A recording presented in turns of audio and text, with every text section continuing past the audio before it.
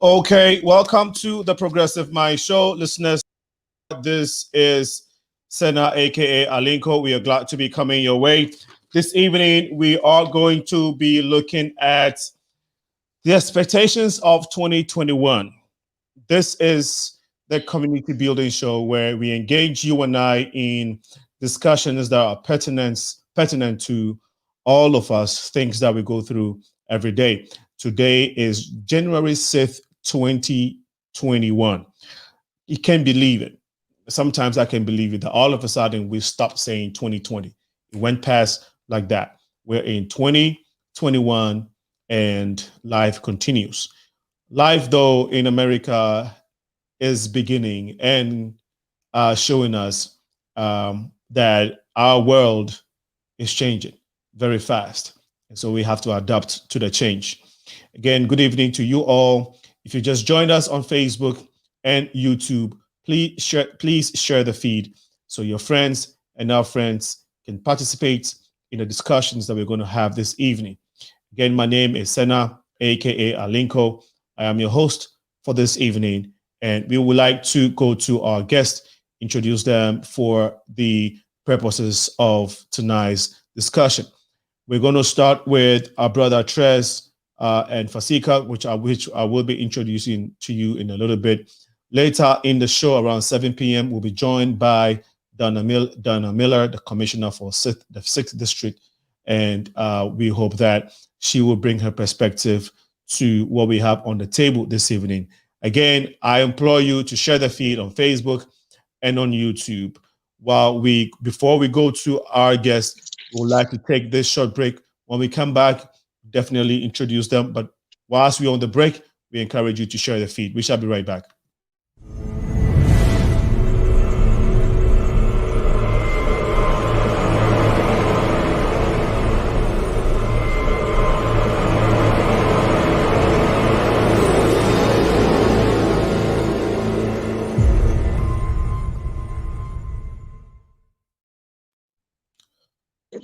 Welcome back, everyone. This is the Progressive Mind Show. My name is Alinko.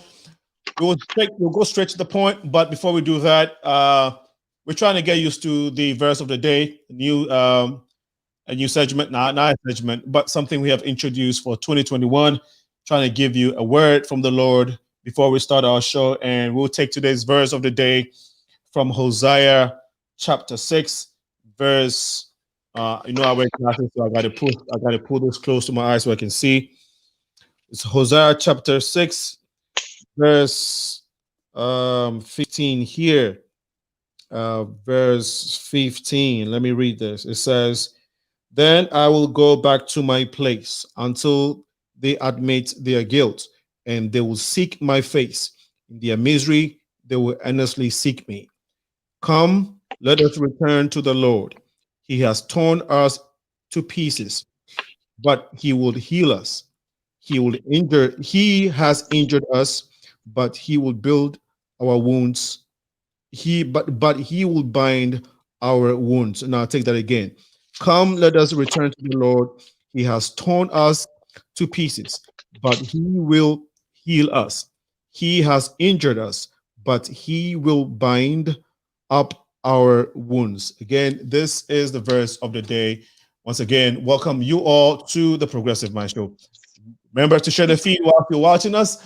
While you're doing that, remember to donate on the Progressive Minds page, the progressivemindshow.com, which is our website. Well, Trez Henry Fun, you've done a good job by convincing all Chicagoans and your friends to call you Trez, even though it's just your nickname. But I'm not even used to calling you by your real name now. I just call you Trez. My brother, great guy from the Cameroonian community, of course, living in Chicago, living in Illinois, Chicago, I'll say. Brother, you're welcome to the show. This is not your first time, of course. We are pleased to have you here again, bro. Thank you. And it's always a pleasure when you reach out to invite me to your platform. I appreciate the quality of your platform, the level or the panelists that you do invite on your platform is a different level. So I'm always honored to be part of that kind of cast. Again, like you said, I go by Harry Fon, but I guess my nickname has overshadowed my given name. So Tres, as I'm normally known in the community. Mm. Um, I do a lot of work, social activism, Mhm. uh, do a lot of political activism also.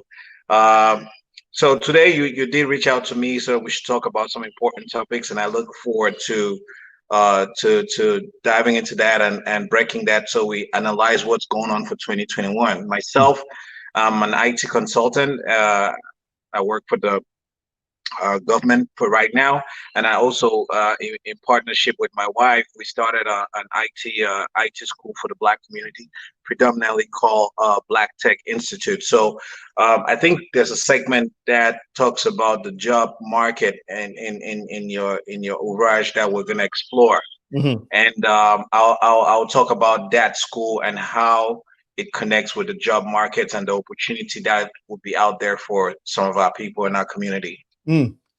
Excellent point. Excellent. Dr. FASIKA ALEM is a programs director at United African Organization, UAO, a very old but firm, strong, entrenched, powerful African immigrant organization here in the city of Chicago. She plays a very pivotal role, strong bone and pillar in the organization and in our community. Dr. FASIKA has appeared on various platforms, appeared in various community events. Dr. FASIKA, you're welcome to the Progressive Mind Show. Thank you for having me, Sena. I'm happy to be here to be a part of this discussion. Happy New Year to you all. Exactly. So I'm, like you said, programs director at the United African Organization, which is a Chicago-based, African-led and African-serving, primarily African-serving organization and advocacy organization here in Chicago. We do serve the whole state of Illinois, but we're also interested in the Black immigrant community in general, not just Africans, even though our name says United African Organization. I am originally from Ethiopia. I have been part of the UAO community for several years, volunteering my time, and it is, I'm now on staff, and I'm very excited about this opportunity to spend all of my time serving my community. And so I'm happy to be here. Thank you. You're very much welcome. I'm glad for you. I'm glad to have your presence here. It's going to be a great discussion this evening. So please help share the feed. So again, Happy New Year. Happy New Year to all our listeners. We try to acknowledge all of you by by sending our warm gratitude on social media. Some of you we reached out to personally to extend our gratitude for the support that you've given the show all of last year. Started very patchily, was difficult. When we came back on air after leaving air for about 8 to 9 months, when we came back last year, February, there about March, not during the pandemics, when we came back on Facebook. Before the pandemic, we were on the Q4 radio, but because of the pandemic, we couldn't go to the studio, so we came back to the we had to come on air. We got to come on social media, so we decided to do Facebook Live and YouTube. And I must say that it was a big challenge, having not tried that before. It was very huge, and not having the equipment and the readiness to embark on that strategy, on that tangent.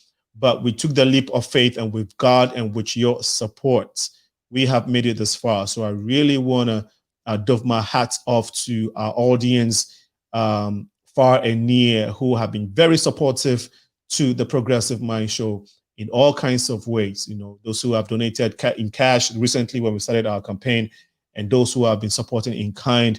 I really, really want to appreciate you. I want to take a personal note, take a chance to acknowledge Asti Sweet in Ghana, Nanama in New York, and then I'll say Bismarck in Ghana, Bennett, wherever you are. Bennett has been a great support. And Obed, we have, what's her name, Amanda, who have been very supportive. Dr. Tommy, who was with us, and she's still with us, but due to work duty, she's not fully engaged. And for everyone who have been directly involved in helping Progressive Minds, Dr. Portia, for all the support that you've given us. And then I know Sharon in Texas for all the support. Rebecca in the Ethiopian community, Brother John from the Cameroonian community, Johnny Woods from the Ghanaian community. You all have been outstanding. Pastor Ate Akron, outstanding. After my own mother, you have been wonderful. And thank you, my family. Rebecca Mode, brilliant job. Thanks for the support. If I missed your name, it's because I have to get back to my guest. But just wanted to take this time to acknowledge all of you personally, Priscilla, and all of you who have supported us. We really, really appreciate it, and thank you so much. We are hoping that this year can be bigger, and we are engaging you. We are praying that we can do this collectively. So more to come. And again, if I miss your name, pardon me. Hopefully during the show I can remember. But I just wanted to take a little bit of this time to especially acknowledge you all for being a great help to the Progressive Mind show. Yes, and then John Brother Oben Ipe John Ekeng from the Cameroon. I think I already mentioned his name, all the way from Texas. Thank you so much once again, and may God richly bless you. This morning we woke up to expecting that tomorrow, I think we watched the elections, the by-elections, the Senate by-elections that just took place, the runoff elections. I would say the runoff election, U.S. Senate runoff elections that took place in Georgia. And I don't know if you were all surprised, Trez and FASIKA. Were you surprised at the results?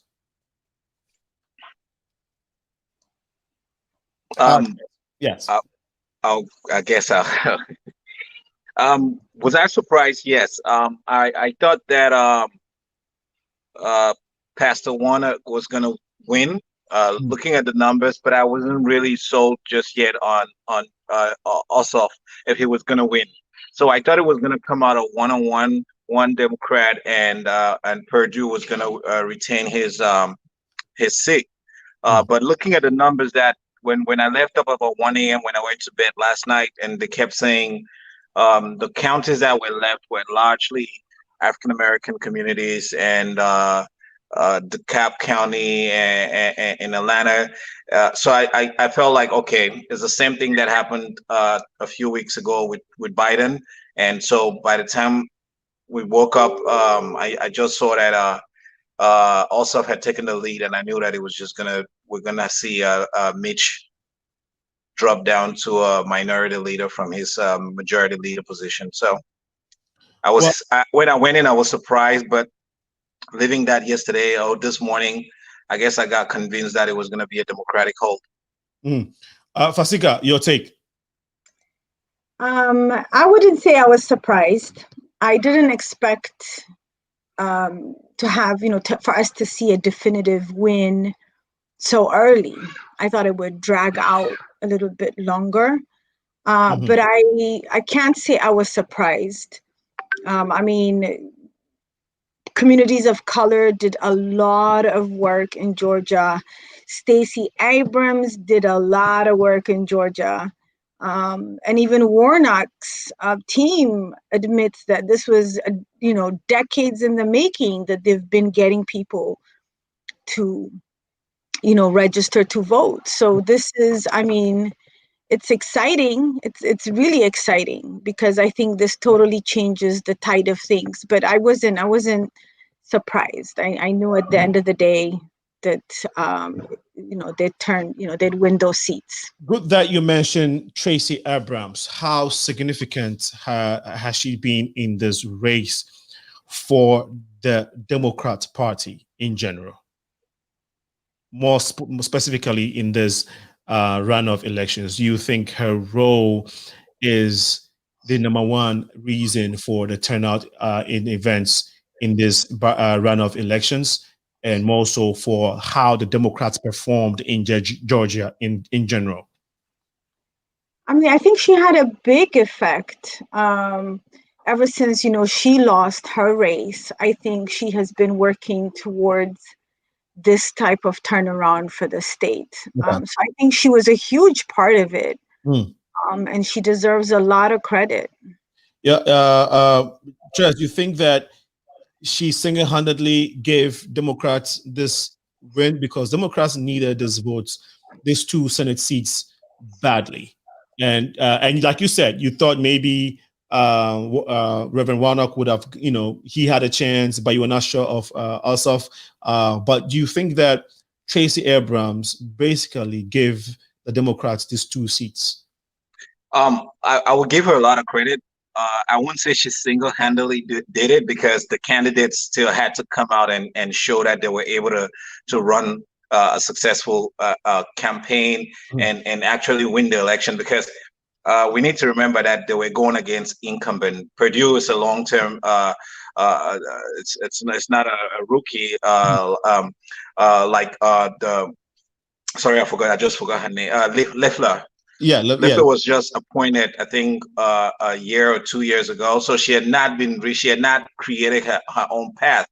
So they had to do the work. They had to do the groundwork to convince Georgians to vote for them. So, but Stacey still takes the credit for all the work that she did. And I think that after she had lost her own gubernatorial election, she understood the landscape and she understood what needed to be done, and then she was able to create a blueprint of how to then deliver Georgia for Democrats. So I think that could be replicated across a lot of other states, like Texas.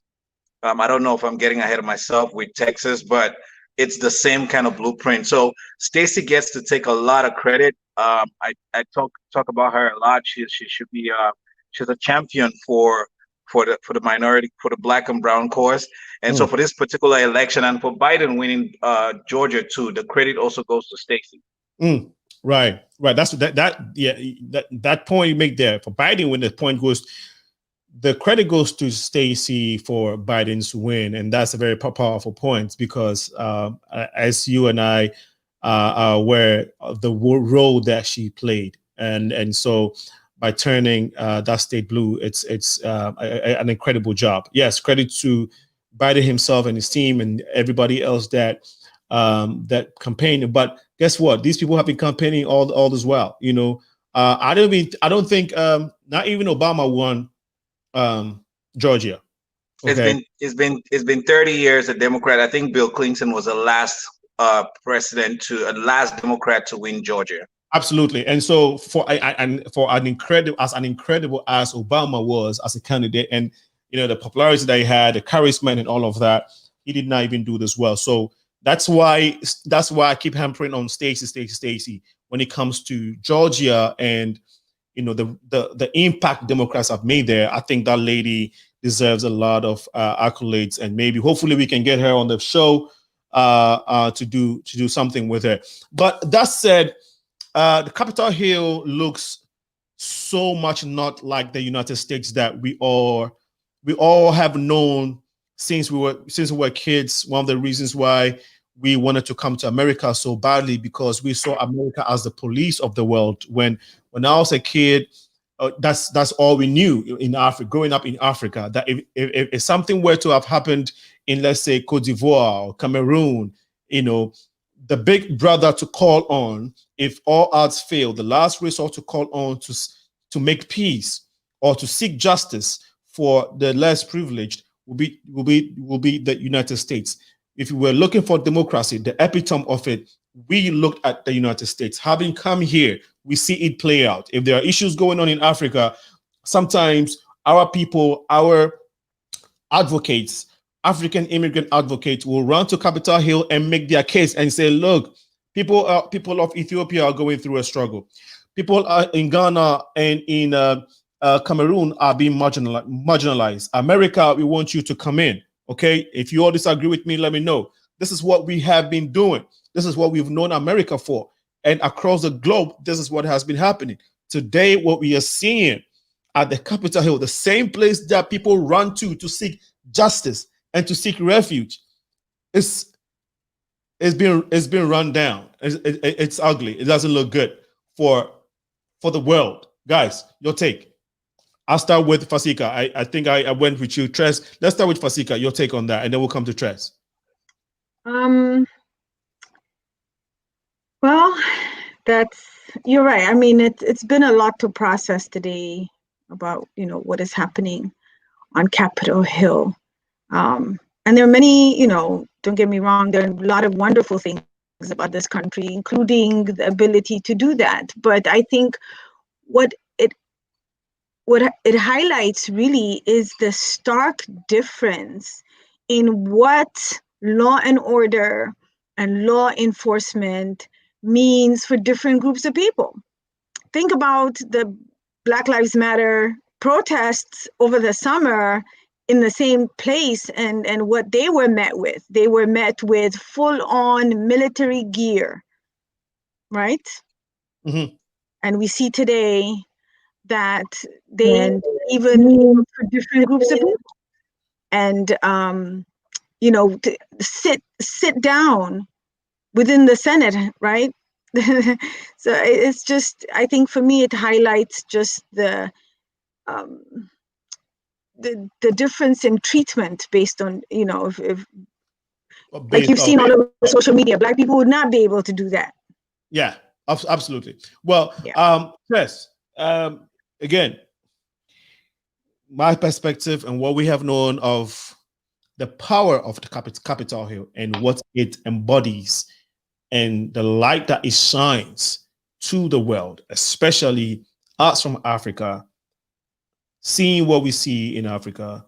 And when we look up to that shining hill, expecting to get help or expecting to get intervention for what we have seen in Africa as corruption, as social injustice, poverty, and to look at it go down like that, does it make you lose any glimpse of hope for the future, for the future, basically? No, one thing I as an immigrant to this great country, one thing I learned is that they always have this experiences where scenarios like this play out, but they figure out a way to come together and by their bootstraps pull themselves up, right? So that is, Obama said that so many times, it is stuck in my head. So I always believe that America is always faced with enormous challenges, but God has blessed this country with to go past. If you listen to Biden's speech, I think we are losing. I think we're losing you, Chris. We were losing the sound for a second. Oh, okay. Mm-hmm. So yeah, I was saying Biden echoed that in his speech today that we need to come together as a country and pull ourselves together and right the wrongs that we saw today.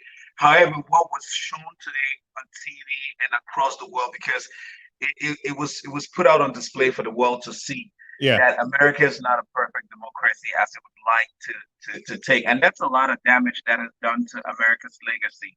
And that would need a lot of hard work to rebuild. And like FASIKA, Dr. FASIKA echoed, we saw today the clear and blatant display of two kinds of law and order that is available for people in this country. Earlier on, when we were talking behind the scene, we said for people like myself, FASIKA, and you, if we wanted to protest, and there's a lot of protests, that the People's House, which is Congress, is where everybody goes to vent. But there's an area, there's a allotted area where you get to do your protest. It's a God-given right in America, the First Amendment right, the right to assemble and the right to protest. That cannot be taken. So those people had the right to be there, but they needed to be within a contained area. They needed to be within a space to put out their frustrations and protest peacefully. That is right. However,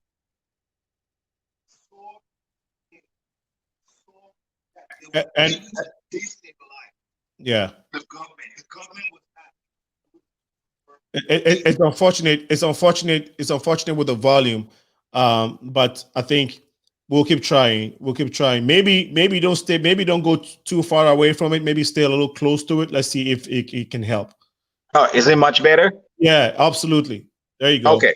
Yeah. So I was saying that the people have the right to protest and assemble. It's the First Amendment right. So they had the right to be there. However, they needed to be contained within a specific area, right? Yes. But what we saw today was chaos. These people disrupted the government from operating. They disrupted the flow of the government. And in Africa, we call that a coup d'etat. I'm from a French-speaking African country, and the French word is a coup d'etat, when you try to take over power by force. So Congress was supposed to confirm or certify Joe Biden as the president from the previous election, and these people were being encouraged by the president who just lost Trump, and fighters like Ted Cruz and Yeah, the volume. I think the volume. Right. I think the volume is still giving us a situation. But let's see if we can. You are making a very, very great point, and it's unfortunate that the audio is not coming out right for us to get all the things that you were saying. Let's try it again. Go ahead. So excellent. So I was saying that it's really disheartening to see that the people who have clamored when we had the episode for George Floyd, and we did the peaceful protest and everybody was in the streets, and they called the black people rioters and looters. They called us every name in the book. They almost brought out nuclear weapons to make sure that we didn't set America up on fire. But today we saw a total different law and order available for Trump supporters, right? And that's for me being polite and not saying white privilege, right? That's me trying to hold myself to not go off the railings but we saw that clearly today, that there are different rules and laws for different people, right? Black people, when we try to do the Black Lives Matter, like FASIKA did say, they sent out the cavalry. There was the National Guard already staged. They were already there before the protesters came. But today, Capitol Hill police could not stop the rioters. The federal Metropolitan Police of DC could not come in time. We had people running inside of Congress. They had to wrestle Mike Pence. The Secret Service had to take Mike Pence into hiding. This was on TV. It's not something that we heard. National TV. How embarrassing is it that Trump told his supporters to attack Congress when his own vice president was in Congress trying to do the work designed by the Constitution? Yeah. Great points you're making, my brother. I think that we live here now as Africans, and so some of these things, I mean, the whole world is seeing it. And again, as a the Capitol Hill being what it is and the power that it carries, for it to look the way it looked today on TV. In Nancy Pelosi's office, I don't know if you guys saw the image.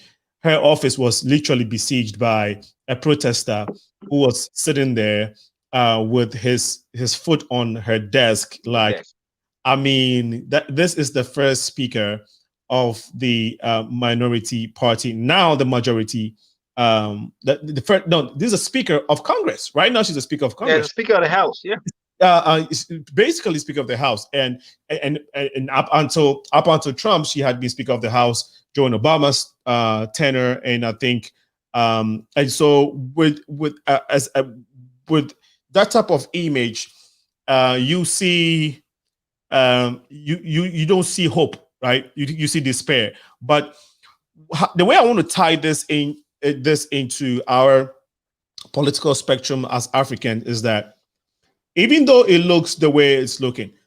Tres, you made a very good point earlier by saying that, well, they still have the system that that can help them to bring things back to normal, right?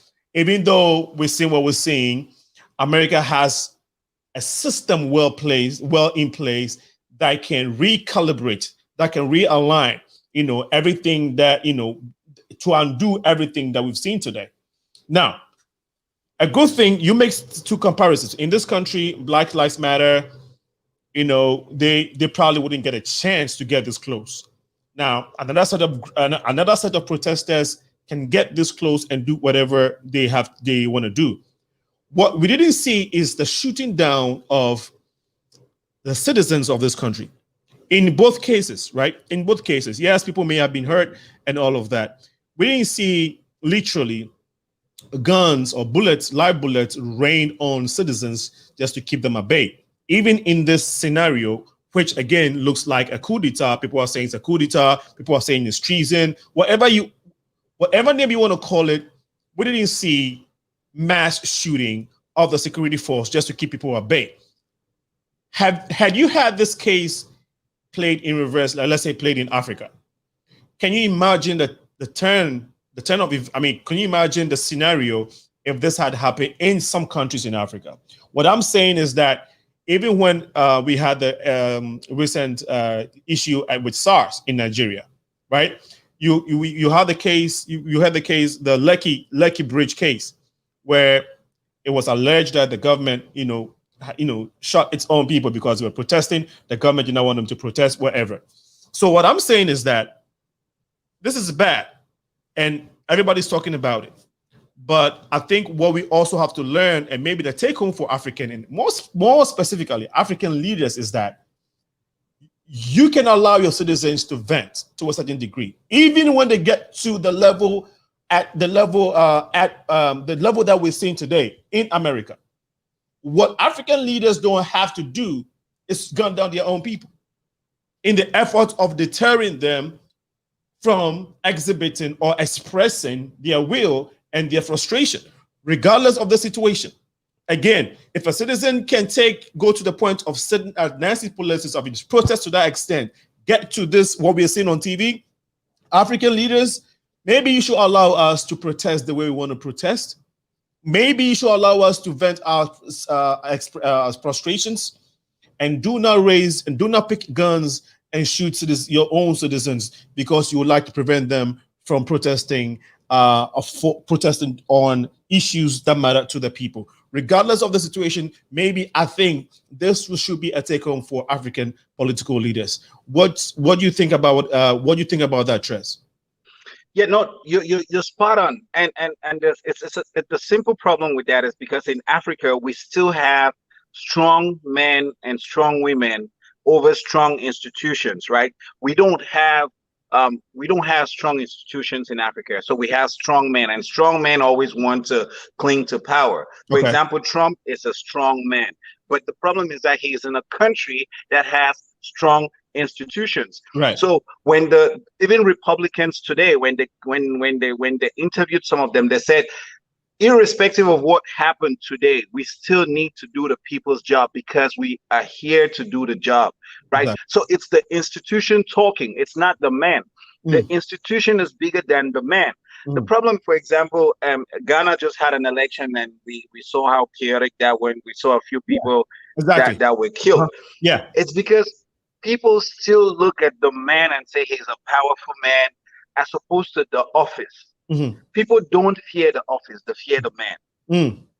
And if we change the mentality in Africa where we respect the office, we respect the institution, we respect the constitution, police officers in Cameroon, police gendarmes, and all the different military people have been, that Cameroon has been entangled in some kind of French, English warfare that's going on right now. And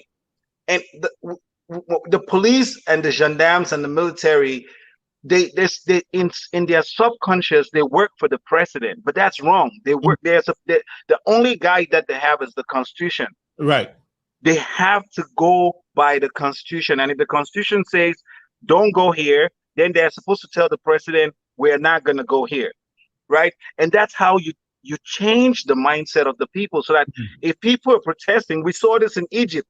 Remember when Egypt had its Arab Spring, and the people gathered in Tahrir Square, and the military, Hosni Mubarak, can't remember his name, sent out the military to go kick out the people at Tahrir Square. And they came out and they said, no, they're not going to do this. Right? That is a military that understands the power of the Constitution and understands the backing of the Constitution, not the man, not the strong man that had been there for 40 years. Right? So we need to start changing our concepts of what government is. We need to understand that, for example, in Cameroon, we don't have institutions, right? We just have a strong man who has been there since I was born, right? So that's all we know. So if somebody tries to protest and he says, go kill him, they're going to go kill him, right? Because they don't believe that the institutions are going to hold them. What have we heard today? That when Biden gets into power, the Attorney General is going to go back and review those tapes, right? The guy who was in Nancy Pelosi's office, he's gonna get a summon. They're gonna come visit him, and they're gonna charge him with a crime. But you will never see stuff like this in Africa, right? Nobody is gonna come back years later and say, okay, you violated this, because there's no institution in place, right? So they deal with you right there and then. We need to start changing that mind frame. We need to start changing and building stronger and better and more robust institutions. No, great point. We need to start building more robust and stronger institutions. And to your point, yes, Ghana just held an election, and during the elections, in some parts of the constituents, in some part of the country, some people were shot, and they were shot just because they were shot and killed. And they were shot, and this happened just because they wanted to watch their ballots being counted. They stood there just to see proceedings, and some of these people lost their lives.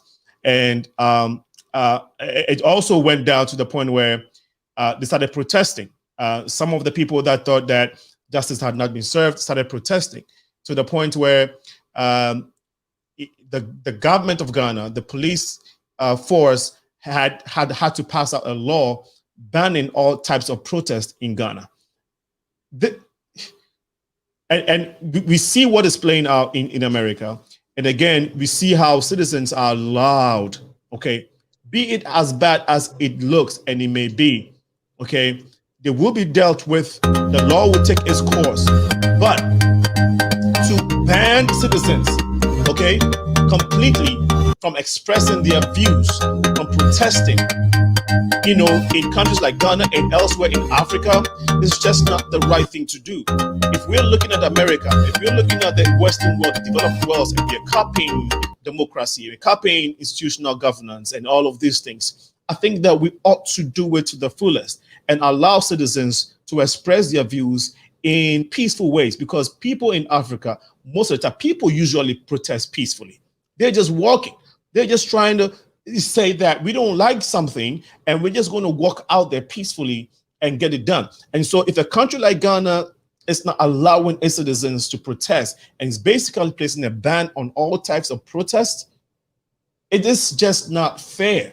It is not just the right thing to do. It frustrates the people. It is not the right type of democracy that we have come to learn and want to. It is not the right type of democracy that we want to leave as a legacy for generations to come. And so it's encouraging to see. One thing that I took from this is, as bad as it is, I detest it. It shouldn't be done. But again, it gladdens I see that people were not shot and killed.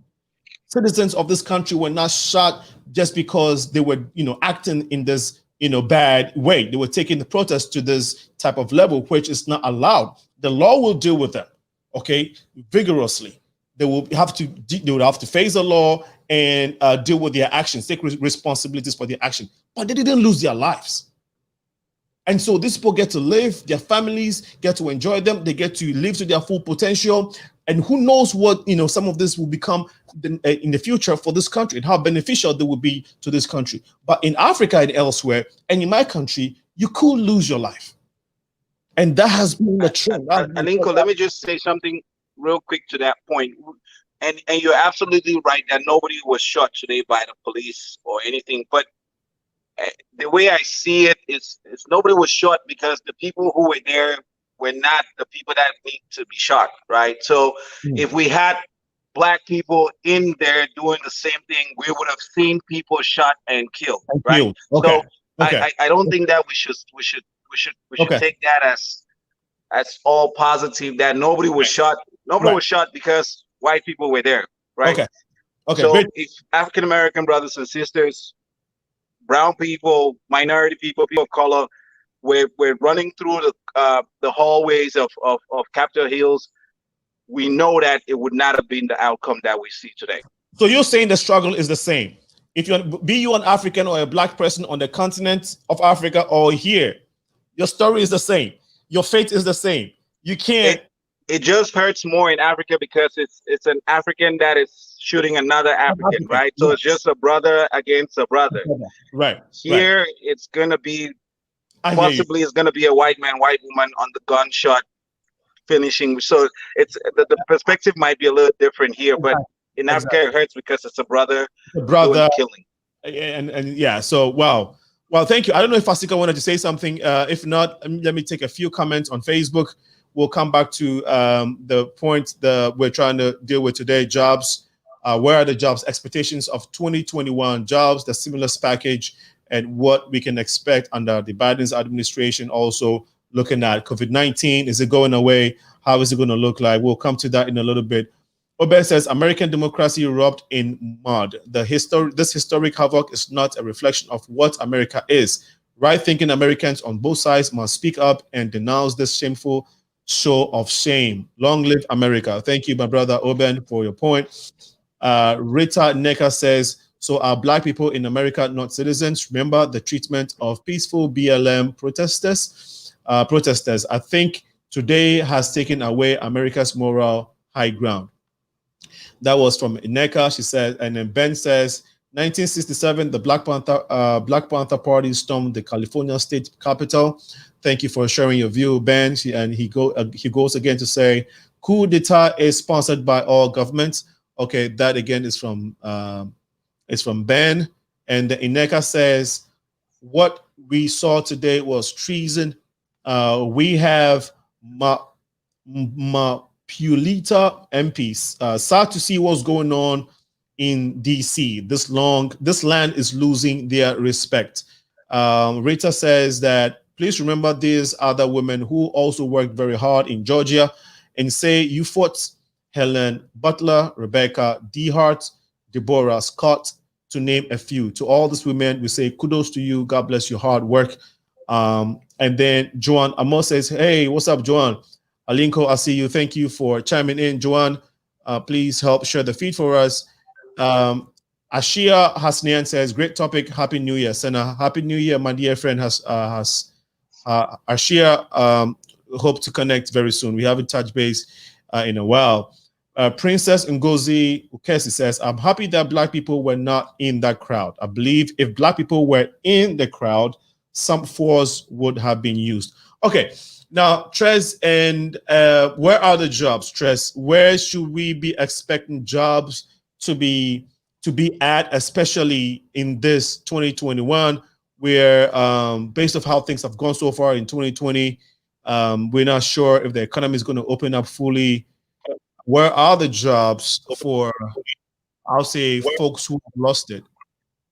So, in the immediate, I was listening to NPR the other day, and they were talking about they're going to be needing people to administer the COVID vaccine. I don't know if they're going to need people who have extensive experience in healthcare that can administer the vaccines, either Pfizer or Moderna. Or so they're going to have to hire 100 few hundred thousands to upwards to 1 million people to administer because we're 320 million of us. They don't know if it's going to be a long term because some of these shots have to go one shot and then in 2 weeks you get the second shot. So they don't know how long this process, if it's going to be a seasonal job, but this is going to be an opportunity and people should look out for those kind of opportunities.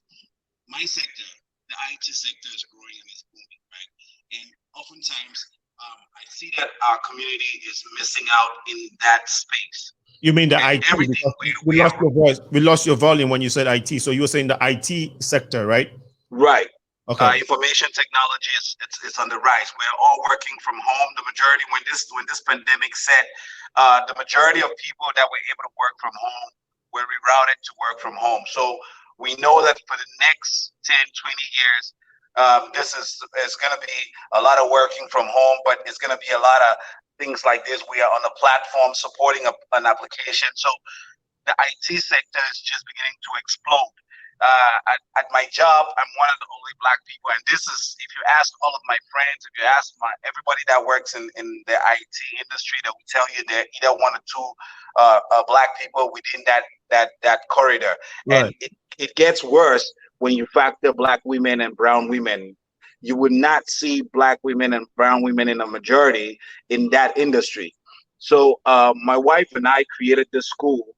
It's an online platform, Black Tech Institute, so that we can get our people up to speed, especially those who probably lost their jobs within this pandemic. Because if you go right now on Indeed and you search some of these IT jobs, you would see that there are 10,000 jobs vacancies available around you. There are 5,000 vacancies, but you need to have the expertise. It's not something that you come off the street and you just come and apply. Right. And IT jobs are some of the top paying jobs in the country, right? We're talking of upwards of 85K to 100K a year. And the myth is people think that you always need to have a qualifying degree. So if we can get as many Black people as we can get to learn, there's so many different, I can't even begin to list the different specialization. Right now, my school takes 5 different specialization. We specialize in networking engineering. We specialize in program management. We specialize in business analytics. So there's the diversity in the IT industry is so wide reaching that there's something for everybody. Okay. And we want to encourage all the Black women, all the African women who are listening to this, because we need more women into this industry, right? So that's another sector that's going to explode the next year. And then restaurant businesses, as soon as we get the vaccines and we're able to go back to life as normal, restaurant businesses will come back. Those jobs will come back. I said healthcare, but with healthcare, like I said, you need to have a degree. You need to go to maybe a 4-year college. You need to go to a 1-year, depending on what program you take. So we're going to see those trends continue to rise within this pandemic. So I think it's going to be IT and healthcare. Great.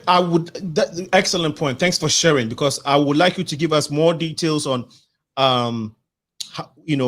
how people can sign up with you, and if you do job placement, do you do training, do you help people on how do you basically train people to get a skill? So you would have to share a little bit more details on your school. So again, thanks for sharing that with us.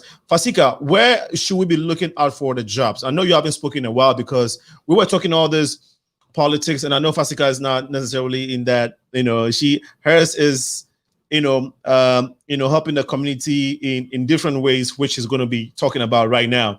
So FASIKA, the jobs, where should we be looking at? Where should people be looking out for jobs? Thank you, Sana. And I want to say thank you to Trez for the conversation earlier. I think you gave you made some really insightful points related to where we need to be thinking in terms of institution building on the continent. I thought that was amazing. So I just wanted to say thank you. Well, what I will say about the job market right now, we know that the sectors, the industries that have maintained employment during COVID vary, right? A lot of times, jobs that are, can be done from the home, corporate jobs, those type of things, where it's to some extent maintained, right? People were able to continue that work, and I think IT plays a lot into that, right? That the shifting in a lot of our functioning to that remote level, I think, fuels that industry.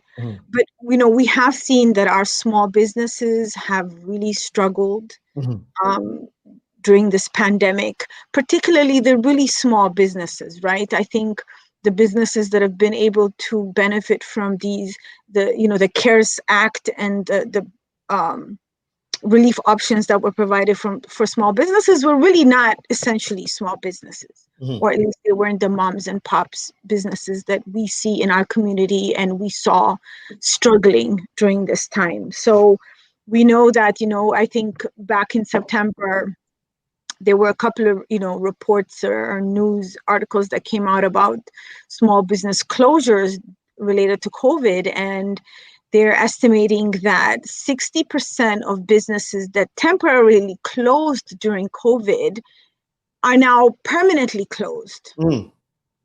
So that even back in September, that was over 100,000 small businesses. So you can imagine what kind of impact that has on our communities. We know there are a lot of African small business owners throughout the state, and particularly within the city, that have felt the brunt and haven't been able to take advantage of these relief options because they operate at such a small level. PPP, for example, is asking for paperwork, payroll, and things like that our mom and pop businesses don't really have a good system for. Right. So they really struggled during this time. But small businesses is in part what feeds our families.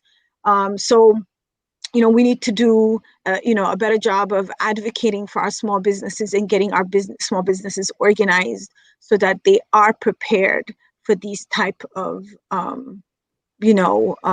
financial challenges. And as Trez mentioned earlier, healthcare is definitely huge because they are essential workers, but healthcare providers are not the only essential workers at this time, right? You consider people that work in our grocery stores as essential workers, for example. So, there are a lot of places, and because we now have an explosion of online retail, right? Everybody's buying stuff online because, fewer people are going to stores. That's another avenue for people to find employment with, companies that do delivery or to be in the delivery business. I think is one direction.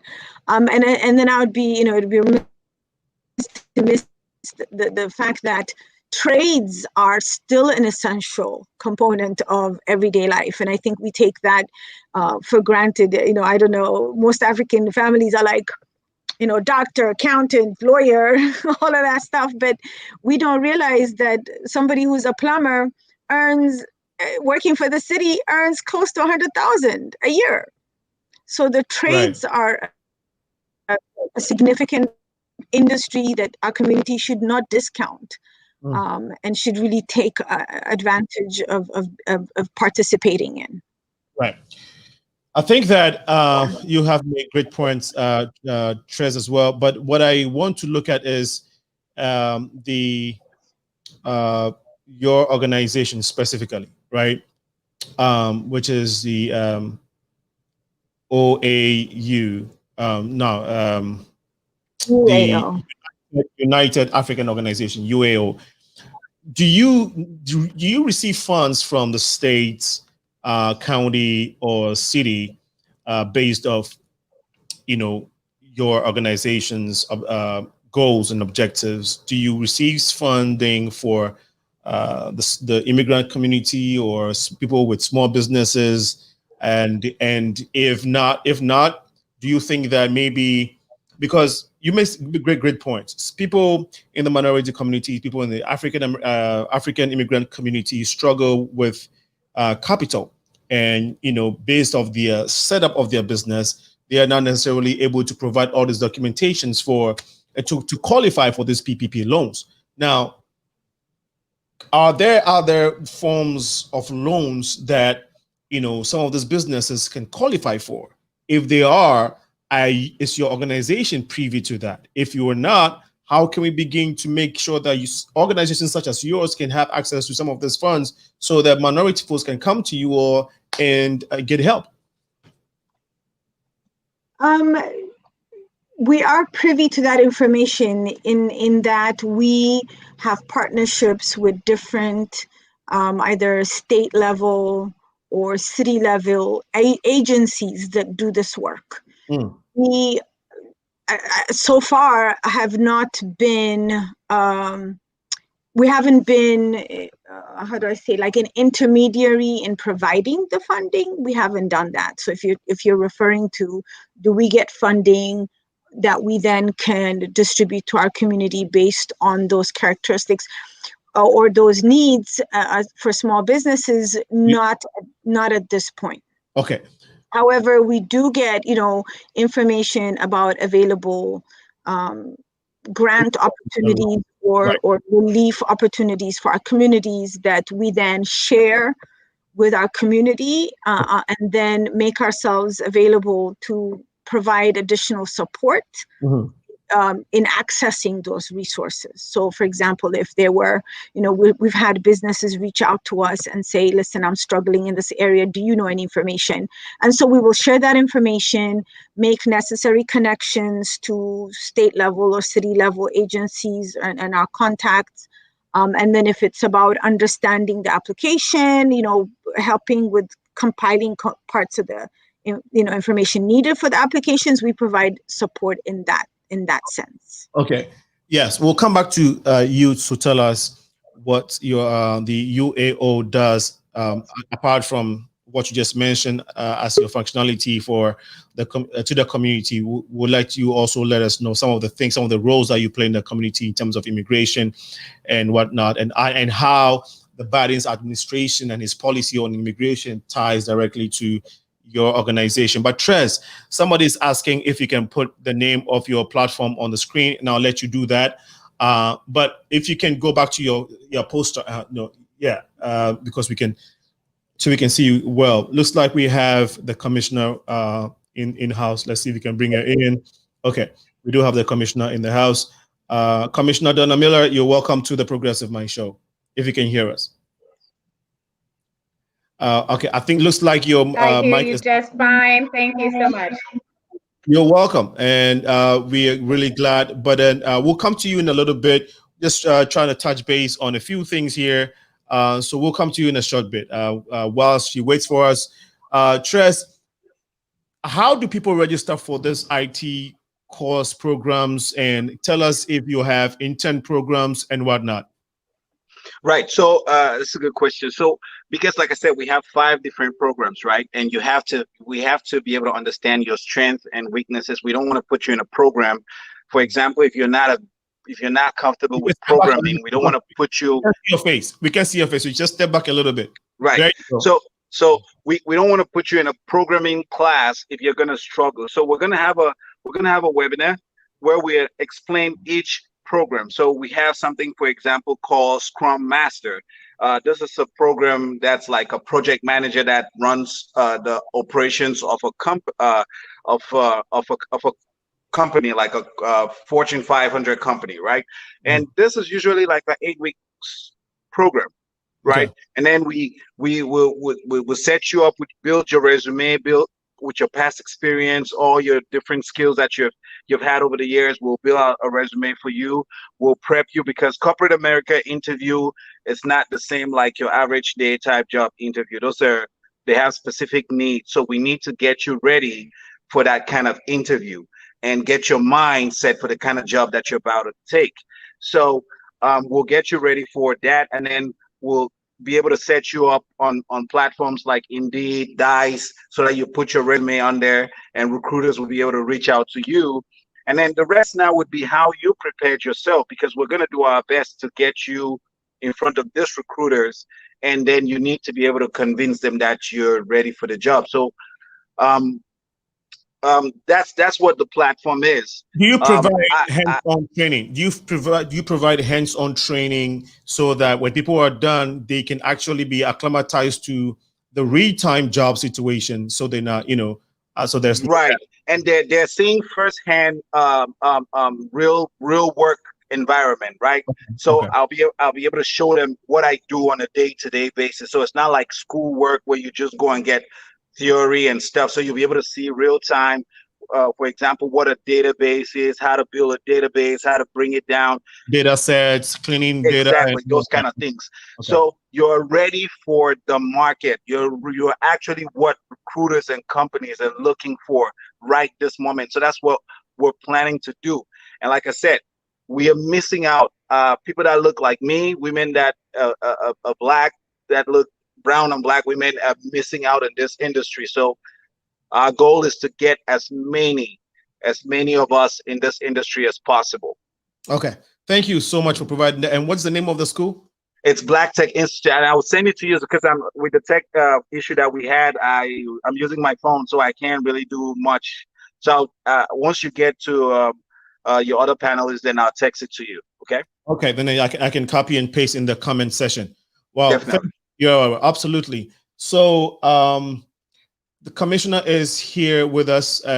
We would want to take a short break. When we come back, we shall be introducing her. You're still listening to the Progressive Mind Show here in the studios, here in Chicago, and we'll go for this short break. This evening, we're talking about expectations of 2021, jobs, stimulus package, COVID-19, what we should be expecting under the Biden's administration. Obviously, it looks like he has a very big task, ahead of him as the president of this country. And so we're praying and hoping that, God gives him the direction that he needs to take this country. We shall be right back.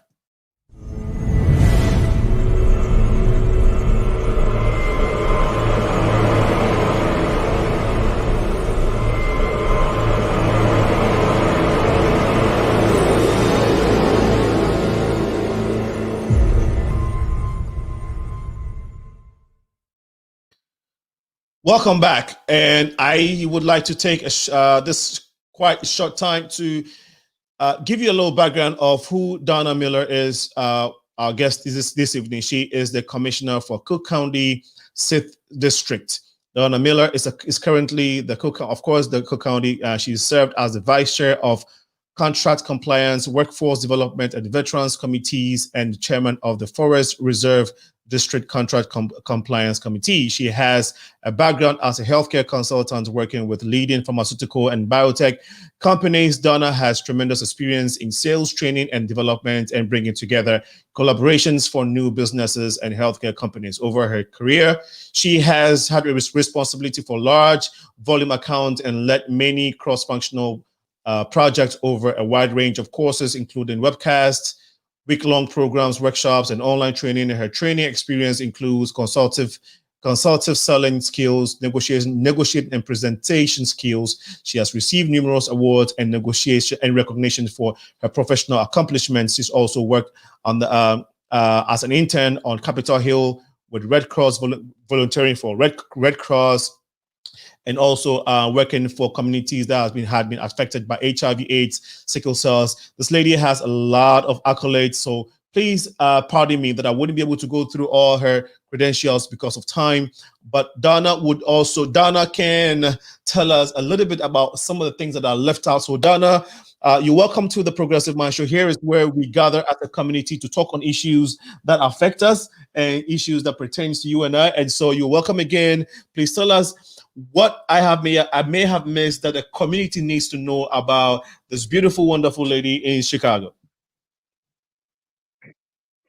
Well, thank you so much. And I really appreciate you inviting me to be on the show tonight. In the midst of everything that's happening today, specifically, good and bad, we had a kind of high and a low of emotions today. All really shows us that we need to be united as people, no matter where we're from or what part of the world, literally, that we live in. We need to be focused on what's happening to people in the country, especially people of color, are Black. So as you mentioned, I am Cook County Commissioner of the 6th District. I represent 36 municipalities in suburban Cook County, which is south suburbs as well as southwestern suburbs. And just for people who might not know, Cook County is the 2nd largest county in the entire country. So what happens in Cook County is influential to millions of people. 5.2 million people live in Cook County. And one thing they always like to stress, especially so that people can put it into context of Chicago itself, Chicago is one municipality in Cook County, and there's 130 municipalities. So 129 other cities and municipalities are not Chicago, but they are all part of Cook County. Each one of the commissioners, there's 17 commissioners, we each represent about 325,000 residents. And so what's important for us to focus on, especially in suburban Cook County, is equity and making sure that the people who live in suburban Cook have the same access to healthcare, transportation, and economic development. Those are my priorities as a commissioner. But we have disproportionate tax on the people who are residents of the suburban Cook County for property taxes. And that is a huge burden. And that can be helped and fostered by an increase in businesses coming to these communities. So I'm going to stop right there. That's just a little introduction. I don't know if you want to go into other things that have been happening as a result of COVID specifically and how it impacts the Southland. Excellent. So before you came, we were talking about. Sorry, I think we're getting feedback. That has been a challenge of our days. Having to use technology a lot and not, getting glitches here and there. So pardon us. But yeah, we were talking about where to get the jobs. Based off everything that's been going on, where, from your opinion as a commissioner and working with local, state, and federal officials, where should people be looking out for jobs? Where are they going to be coming from? How can we prepare? Because a lot of people have lost jobs. So tell us a little bit about what you know and how people can get help and actually get employed. And of course, we can talk about the stimulus package, what's in there, and how regular folks can benefit off of it, including small businesses. But let's start with jobs. Well, great. Yeah, I'm vice chair for workforce development for Cook County. And so there are numerous opportunities that are available out Cook that partner with the city of Chicago as well as suburban Cook. So I liked hearing your speaker before talk about the importance of, jobs and being prepared and having your resume. And I'm glad that his school offers that type of training. That's something I used to do in my other job. But it's important for people to be prepared to go to a job and knowing those kind of basic communication skills, preparation skills, having the right kind of resume tailored for that specific job. I was just talking to someone a couple of days ago that, having a universal resume might not be the best way to go. You have skills that are transferable based off of different industries, but you have to tailor your resume towards that specific job. As many people have probably heard recently, that there are several Amazon distribution centers that are going to be opening in the south suburbs. One has already broken ground in Markham. That's going to have about 1,000 different jobs. And then there's going to be another state-of-the-art, first of its kind, Amazon distribution center in Matheson. And that one has not broken ground as of yet, but there's going to be another 1,000 jobs there. So people need to get prepared to have these jobs who live in these communities. There's also upward mobility that can happen once you get in the door of an organization like Amazon. You can move around, you can get promoted, you can have a career there. And I think that's what some people should focus on, how they can prepare themselves to be the person to get those types of jobs. There's also job preparation focuses at some of the local community colleges. Moraine Valley is one of them. Prairie State is another one.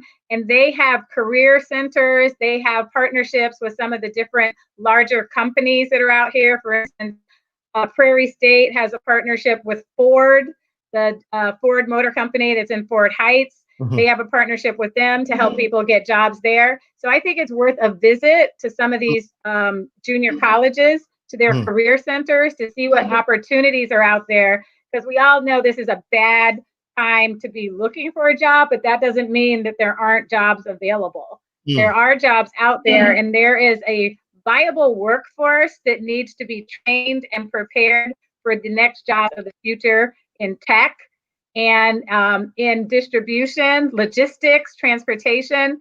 Those are the big hubs of jobs, especially for the companies that are coming to the Southland.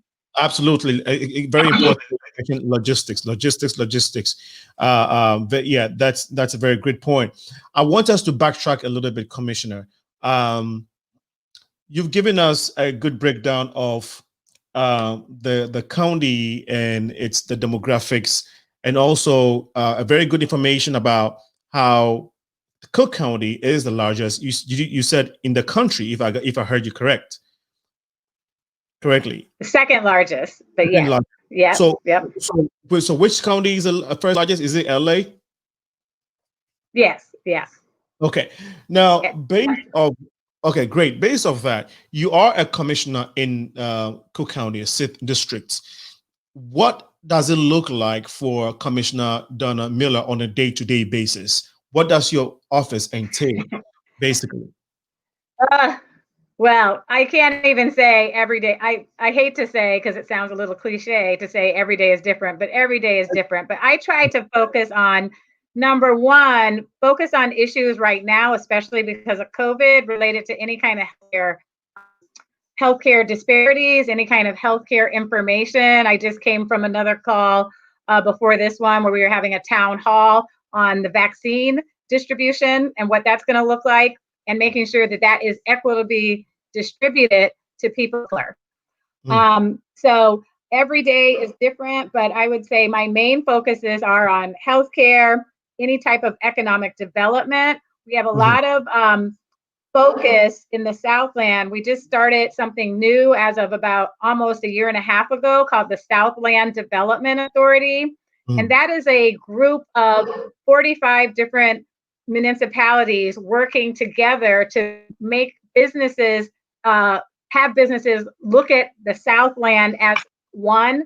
So 45 municipalities, somewhat equal the size of the city of Chicago.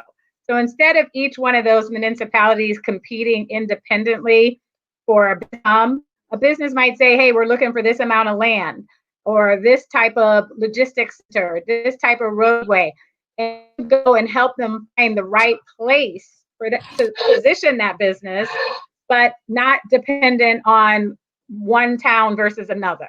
What's going to benefit the region as a whole? So I would say that the Southland Development Authority has done a tremendous job in a short period of time at developing a strategy for bringing businesses and building economic development. So that's something I work on. Also, I just came from another meeting focused on property taxes with the Board of Review, where people can come and try to get their property taxes reduced based off of what the Board of Review can do for them. So every day is different, but every day is busy, and every day is focused on trying to help constituents, not just in my district, because what happens in one part of Cook County affects all of Cook County. Absolutely. So, yeah. Absolutely. And which are the towns? I would say, let me put it this way: what towns fall under the jurisdiction of the Sith District? Well, there's 36, so it starts from Dalton to South Holland, Lansing, Linwood, Park Forest, Matheson. It goes around and it goes all the way up to Bridgeview, Justice, Alsip, Crestwood, a little bit of Orland Park, a little bit of Tinley Park. So it's a very diverse district and includes Homewood. So I would say that the great thing about this district is the diversity, which means we have lots of different people, different income brackets. But one thing that we have is the sense of community in each one of those different municipalities. But the other thing that we have that's an unfortunate situation for this district is the highest property taxes in all of Illinois. Wow, thank you. Let's get FASIKA. We'll come to Commissioner. Thank you so much for breaking it down the way you did. We'll come to the stimulus package, so maybe you can have your take on the pack, what is in there again, how folks can get help from it, and what is to come, what we should expect, and whatnot. But FASIKA, maybe you can tell us a little bit. Tres, we'll come to you in a little bit. But excuse me, I just want to listen to FASIKA with regards to immigration and how the Biden's administration, some of the policies, because you work with the UAO and you do a lot with immigrants, both legal and illegal, in the city of Chicago, across the state. So tell us your struggles and what you were expecting under Biden's administration with regards to immigration. Thank you, Sena. Immigration, I just want to point out ahead of time, is that I think our immigration legal services and our immigration related advocacy work is only a portion of the work that we do. But as you know, with immigrants, it's really, immigration intersects everything, right? Whether it's, business or access to benefits, everything is at the intersection of immigration. Exactly. So it does, take up a lot of our effort. But we have seen over the last 4 years, some of the most repressive immigration policies passed under the Trump administration, including, the addition of 4 more African countries to the travel ban. We had Nigeria, Eritrea, Tanzania, and Sudan that were added to the travel ban, which was, originally, nicknamed the Muslim ban.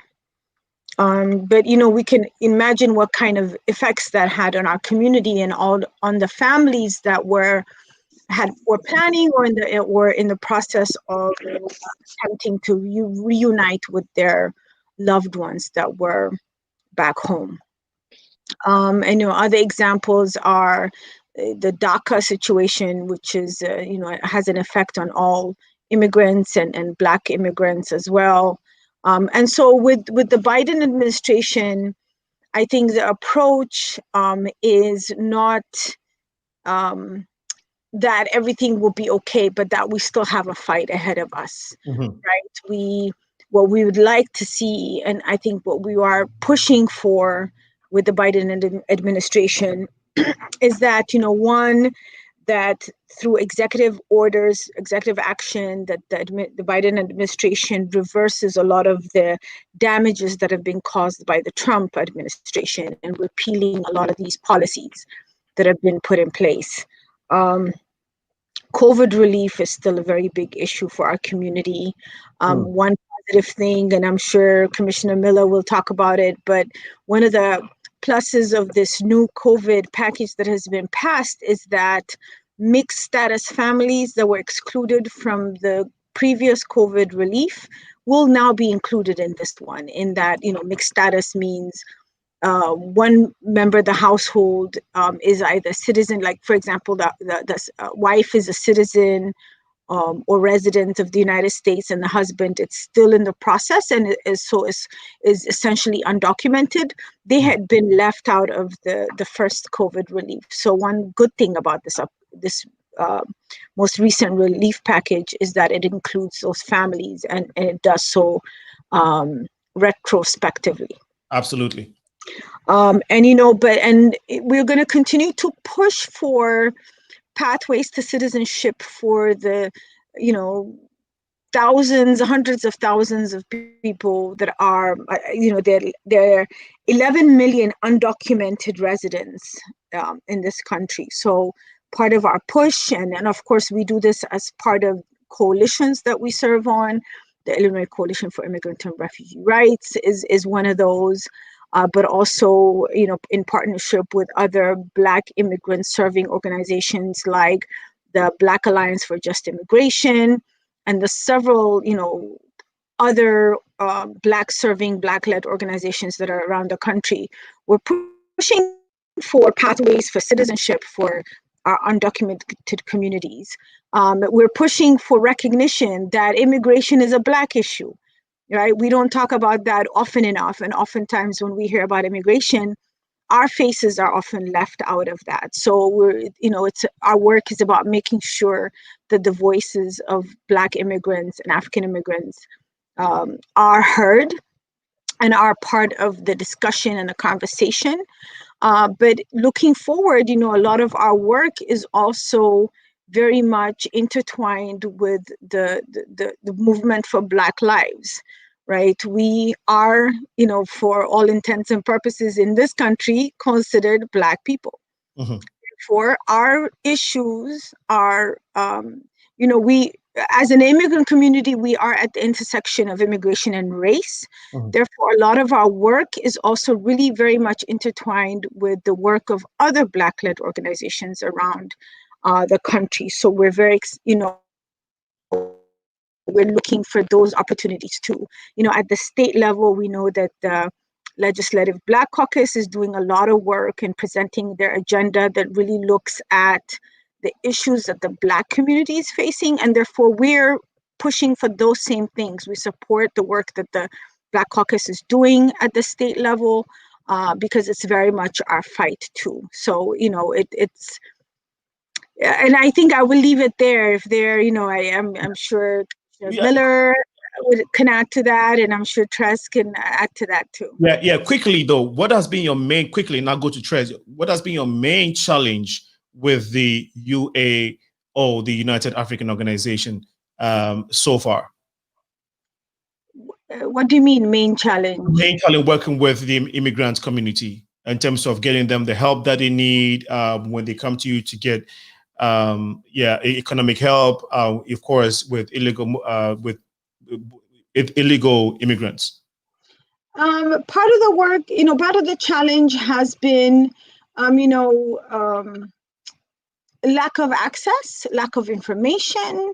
Lack of access to resources from the city, county, state. It's tied with the lack of recognition of the Black immigrant community in general. So we usually have to advocate for services and funding for our community. Okay. But so the key word you say is lack of recognition. Yes, I mean, the fact that recognition of immigration as a Black issue. Yeah. Okay. That they are Black immigrants too. So that has been a challenge. There's an issue of distrust within our communities, a distrust of organizations and government and things like that we have to continue. We are continue to push through and develop the relationship with our communities in order for them to understand that we are only here to be of service. And since the commissioner is here, and I know she's not like in place to deal with immigration issues and all of that, but she may be able to add her voice with regards to like the help that you will need in dealing with the immigration issues. Go ahead. Yeah, I just wanted to add, I think we've had a lot of great work with the Cook County commissioners. It's funny you were saying last year, but Cook County is the largest, I think, region to the largest county in the country to have a an immigration attorney embedded within the public defender's office. And we did that in partnership with the Cook County commissioners. We were able to embed an immigration attorney so that, you know, immigrants that get caught up in the criminal justice system have fair, a proper representation to make sure that whatever they're dealing with in terms of their criminal cases don't also affect their immigration cases, right? Those two things are very much tied together. And so I want to, you know, commend the Cook County commissioners and of course, Commissioner Miller as part of that for making that happen. And I think that's a big win for our community.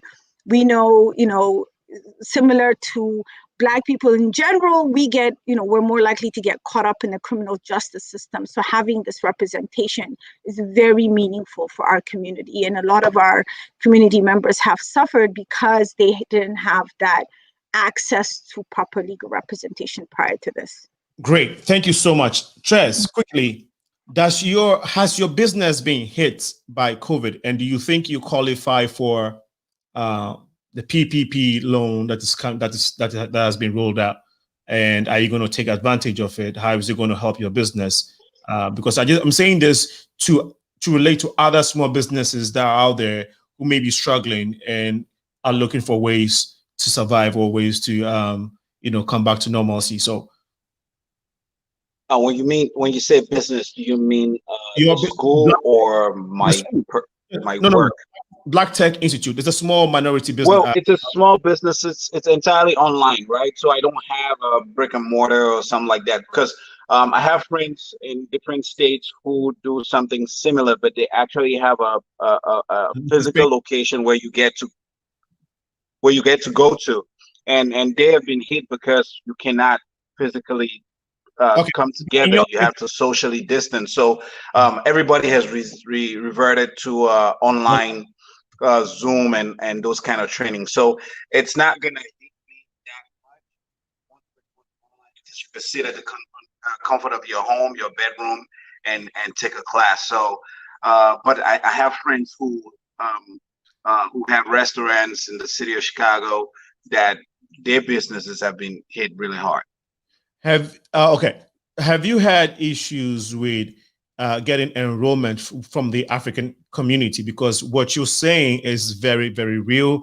There has been absence of a lot of the Africans when it comes to the IT industry, right? Because usually we toe one line. When we come here, we know it's healthcare, it's nursing, or you go to accounting school, or, you know, go to college and get some degree and work with the bank or whatever. But IT is something we have not necessarily paid a lot of attention to. And I understand that because I dabble with it. I've done data management and I do understand a little bit the challenges. So have you had a lot of success in recruiting a lot of Africans or not? So different states have strength, right? So if you look at the state of Maryland, that has a very large African community. IT is booming in that state. If you look at the state of Texas, where Africans are moving from different states to the state of Texas, it's also booming. So this is something new to the state of Illinois. So it's going to take a while for the message to get across. And you know, with us Africans, we need to see the success. So you need to see somebody that you can relate to that was successful, and then you're able to want to take a leap of faith, right, and jump into it. So so it's going to be progressive. I don't expect it to hit the ground running and everybody comes registering. If that happens, that'll be awesome. But of course, I know that with Africans, it's always slow management. And that's why I'm pushing the bounds of African and going into the African-American communities and the Latino communities to make sure they too have representation. Absolutely. What you're saying, again, spot on. I was having a conversation with Brother Tyrone today, who heads the ECCSC organization, and we were talking about the absence, absence of Black folks in the IT industry. It's being dominated by the Indians and I'll say Asians, right? And so, but IT is not made for one group of race, and we also have, you know, the skill set, but it's just that we have not caught on. So it's a very great initiative. I'm glad that you are doing this. We hope that we can get it out there a lot more. And because, again, with my experience in that world, you would see most of the guys you see there are Indians. Okay, most of the people are at the top there. I mean, at the top level, medium level, and then I would say lower ranks are all Indians, if not Asians. And so, how can we also make sure that we are taking? And it pays a lot. IT pays a lot. Way more than I would say nursing. And so, and you don't have to, like you said, you don't have to have a degree. A few months of training, you can have a skill, can pick up a skill and be very useful in the market. So great effort. How long have you been in existence?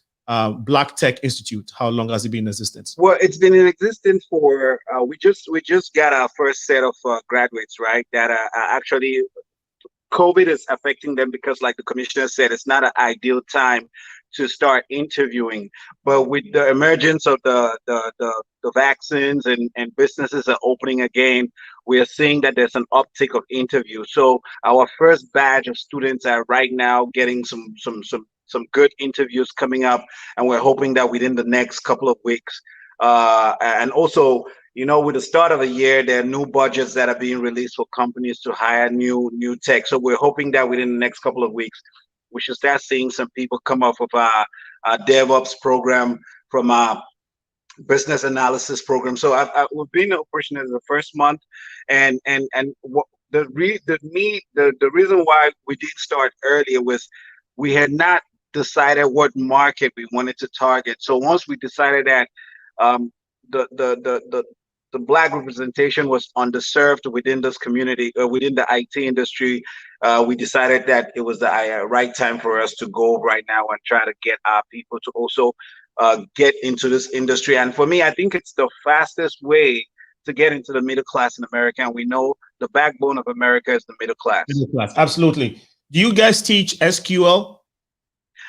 I'm looking for an SQL SQL prof right now. I work with SQL as an Oracle database administrator, but I don't think that I have amassed the knowledge to teach it, and I would not like to put half quantity knowledge out there. So I'm looking out for a specific SQL, but just knowing SQL does not make you market ready. So I want to also attach that to another certification, right?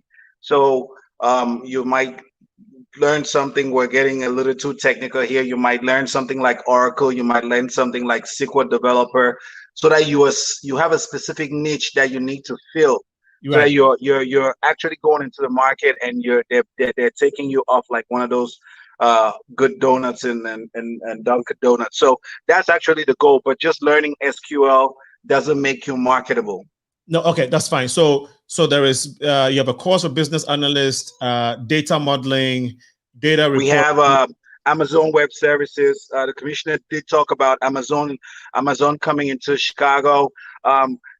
Some of the jobs that you go there, you get those jobs at the centers. Those are good, but you also want to look at how you could like an Amazon AWS Amazon Web Solution Architect.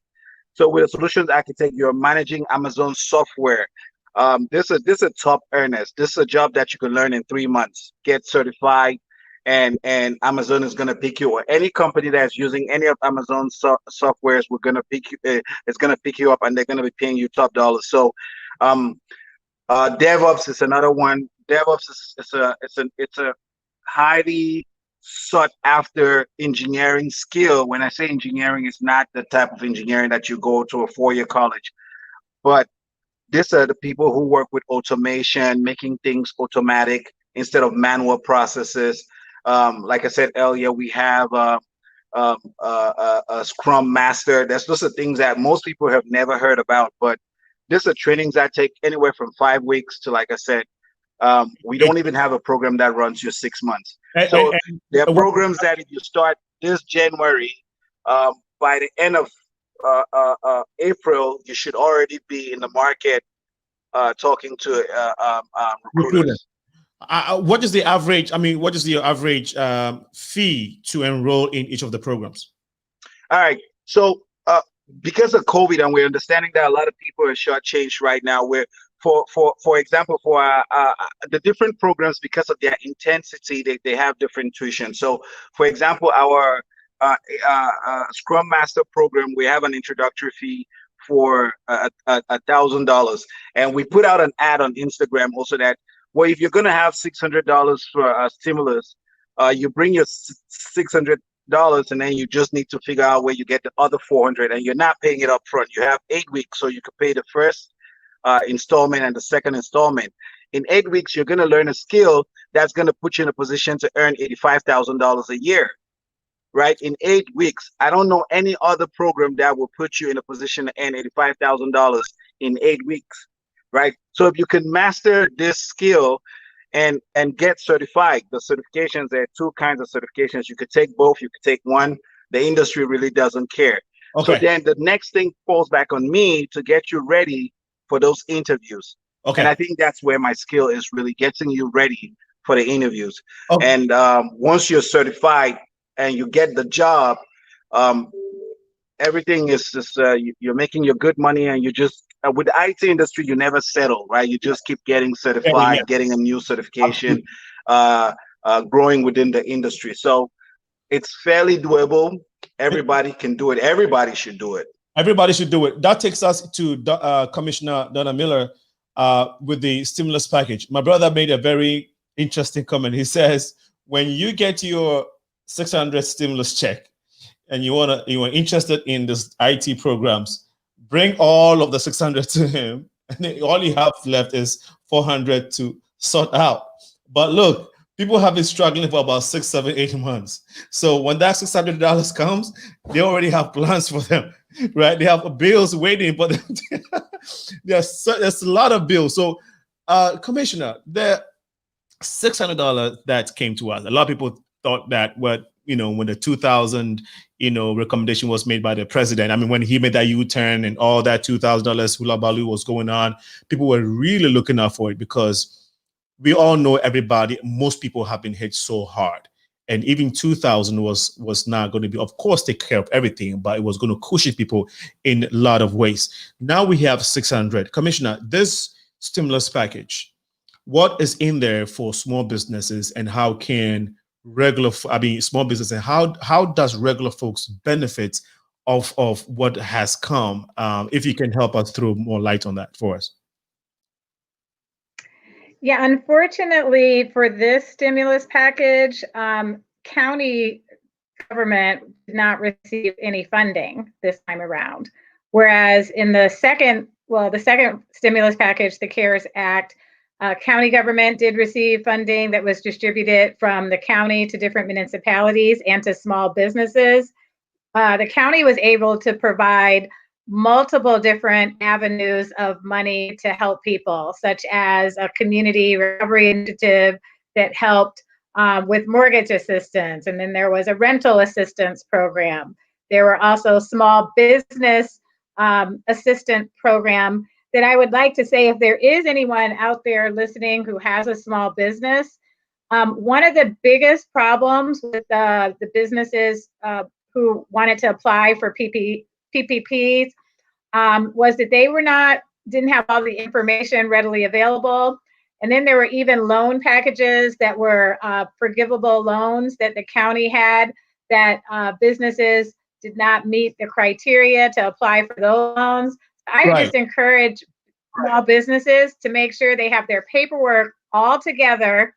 And even if it means a small investment on the front end to hire an accountant, so that when something like this comes available, especially for loans that you don't have to pay back, you have a short period of time. I think, even some of these programs had like a 1-week window or a 2-week window of time to get the paperwork in. So if you're not prepared, you're not going to be able to apply.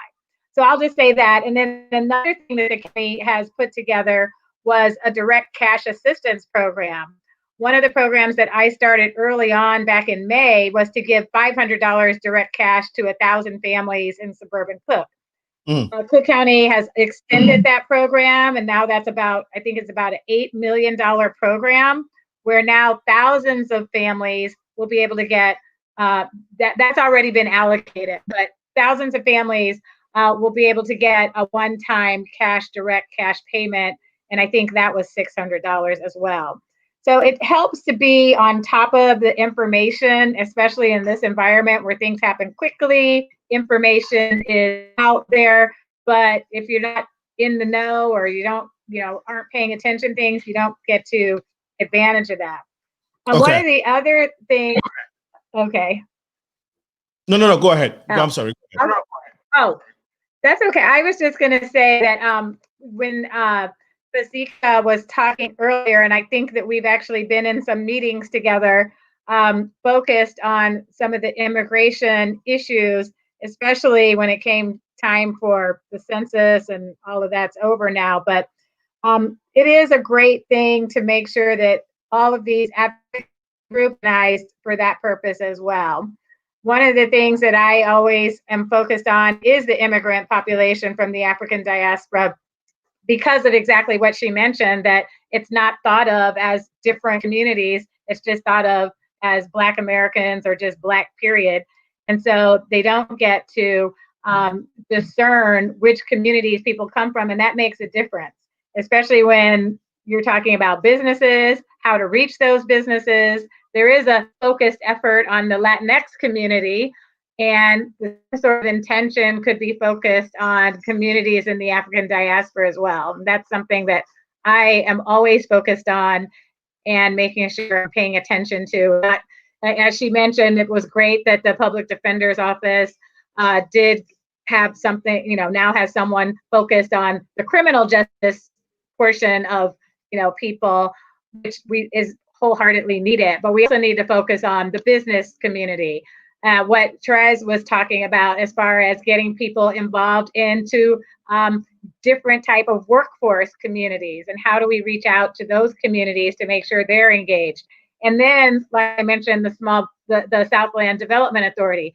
Someone could have a small business that they want to relocate or expand. They should really look at going and talking to the Southland Development Authority about how they could partner with them to maybe help their business. So there's lots of opportunities out there that I think people could take advantage of, but it takes a lot of research, takes a lot of diligence, takes a lot of time to dig into it, but it also takes a little perseverance to stay the course and get the information that you need.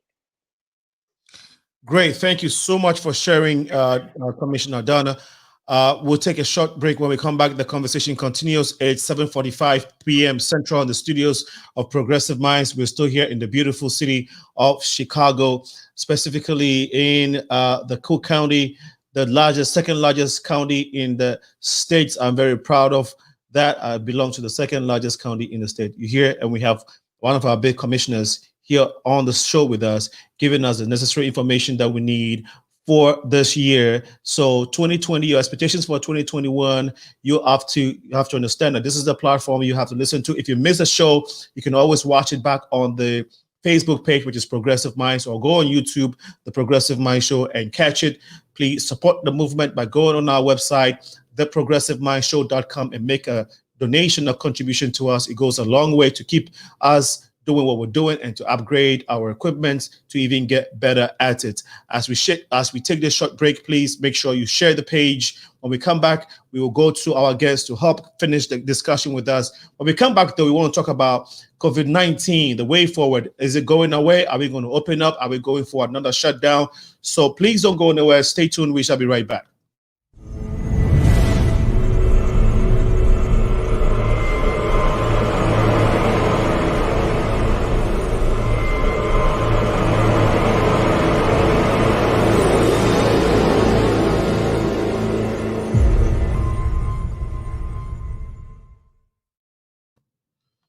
Welcome back to the #1 community building show in the world. My name is Sena, aka I'm your host this evening. We're talking to the three great guests in our community: FASIKA ALEM, of programs director of United African Organization, Harry Trez 14 Fon is also a community member. He's an IT specialist. He works for the government, has his own IT school. Very, very important. The Africans need to get into IT. So he has his own IT school, which is Black Tech Institute. Beautiful name, offering all these IT courses. You want to check it out. If there's a website, we will put it on the page. My brother, is there a website? Is there a website, or you're working on the website? Actually working on the website as we speak. Okay, great. So the website is coming up, but you can shoot them an email to blacktechinstitute@gmail.com. blacktechinstitute@gmail.com. You can't miss this. Rebecca Zelu says she's up to, she absolutely is. I'm not sure what comment you were referring to, Rebecca. She says, hi everyone. Hi Rebecca. This looks like the best kept secret. How do you? Wow. So you can learn for less than 6 months and get a job making a good salary. We really need to get the word out. This is from Ate Akron, Pastor Ate Akron, my good friend, brother. Thank you so much for chiming in.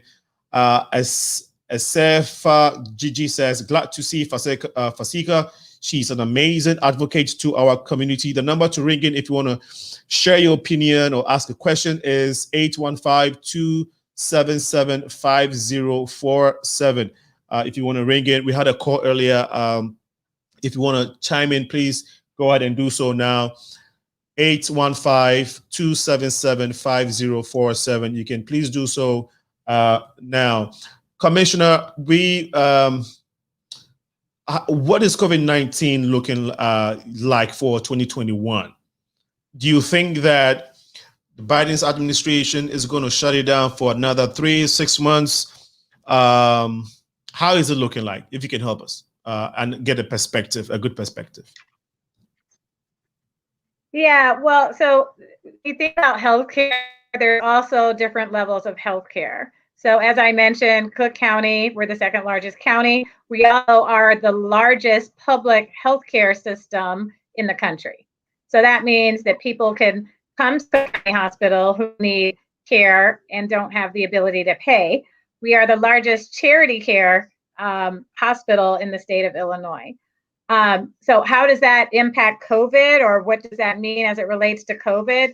I think the good thing that brings to mind is that there's some place for anyone to go, that if they come down with COVID or any sort of condition. The other thing that's really important for people to recognize during this time is to not take any shortcuts with the healthcare or the health that they currently have.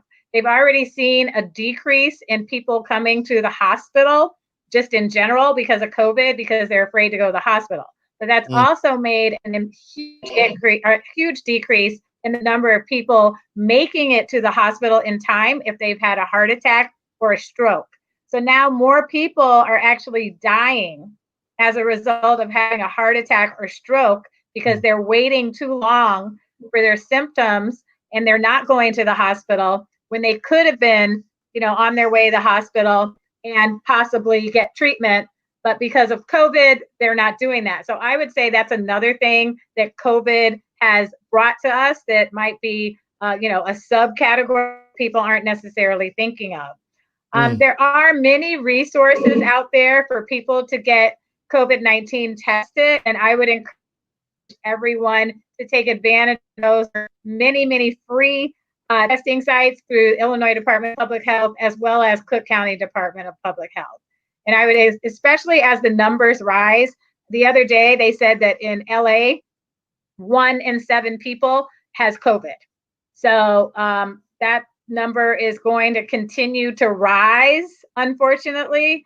And we need to make sure we know if we are positive, because you can be asymptomatic, which means you might not show yourself as having any symptoms, but you do test positive for COVID-19. So I also encourage people to take really good care if they're especially out in the public, if they're working, if they're frontline providers of any kind, to make sure that they're getting tested on a regular basis so they're not spreading COVID-19 without knowing it. And also because the symptoms come on very quickly, And the other thing that's happened to people is they ignore small symptoms. They have COVID and it progressively gets worse in a short period of time.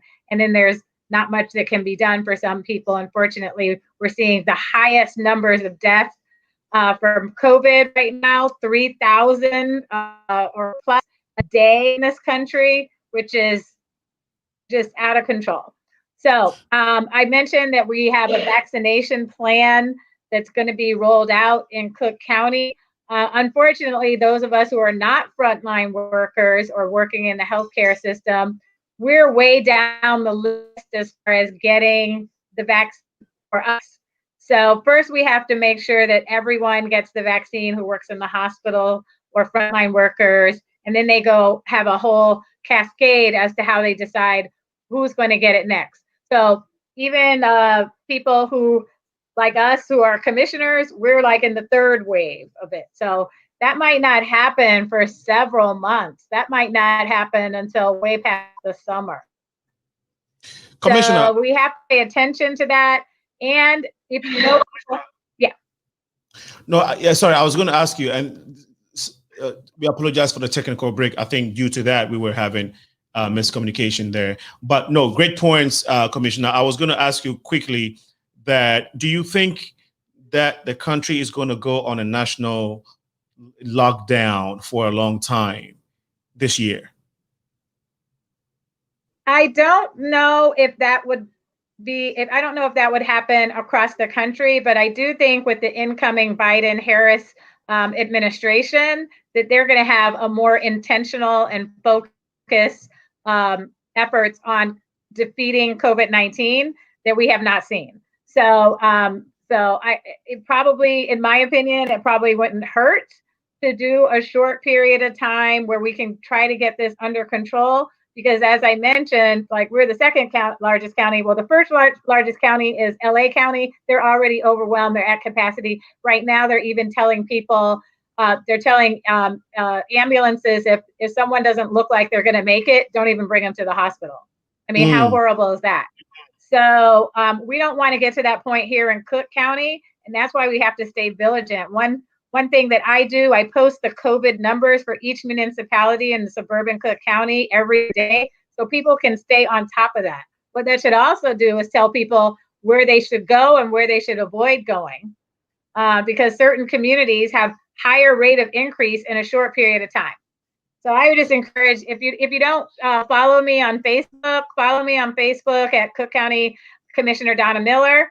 And you can see these numbers that we post. You can also get access to information about when the vaccine will be available and other resources like COVID testing center sites.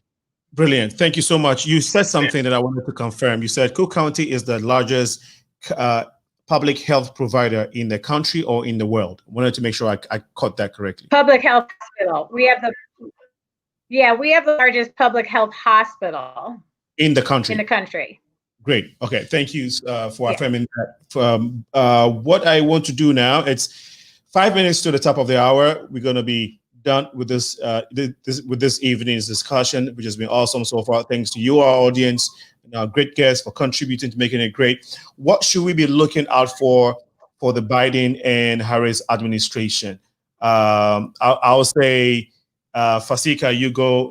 FASIKA, you go first. What is your expectation? But I know you've been working with the UAO on COVID. You've been doing a lot of work. Your organization and you in person have been doing a lot of work. So maybe you want to touch a little bit on COVID-19 and then give us your perspective on what we should expect this year under Biden's administration. Okay. Yes, you're right.